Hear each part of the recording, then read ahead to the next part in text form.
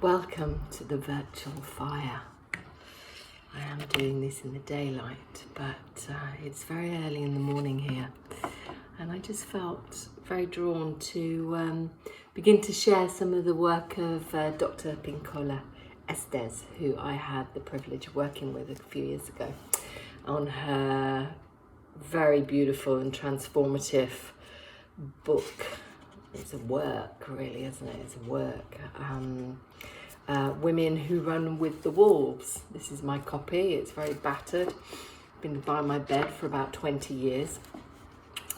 And I've been working with it with people since 2016 when I came back. And it never ceases to stop to amaze me how transformative the use of story is.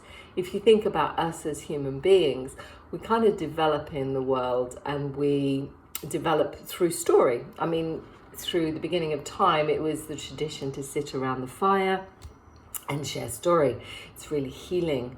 And there can also be the potential to heal your own life, your own story through non-identification because of the metaphor within the story. So there'll always be something within a story that somebody shares. It could be Auntie Vera shares a story, and there'll be something that resonates with you, and it could be, I really don't like that, or oh, that really hit my heart.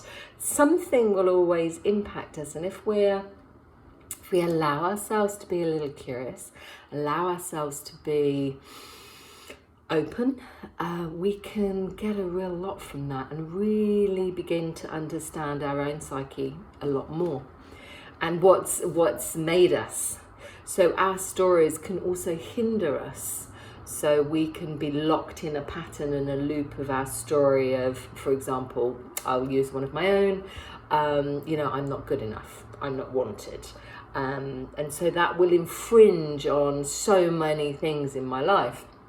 And yet, the more I identify that and more I highlight it, and the more I begin to rewrite it, so rewrite my story, the more I learn to accept myself more, the more I learn to appreciate myself more, the more I learn to care, love, nourish myself more, the more that story no longer has the impact, the trigger and the wounding that it did have. So that can be the power of story. And you can pick up any book, you could pick up, anything. There's a whole process, and I must look up the name because I can never quite remember the name. But there is a whole process where you open a book onto a page and you read a paragraph, and that's a message for you. It's like picking an oracle card, which I do every day, because I've just finished my morning practice of meditation and writing. So that's what I'd like to do. So I will do another video with just the story, and we'll do one every day, and we'll work with them and see what lands and see what arises and see what comes up in your own story that may be wanting to be highlighted, to be rewritten.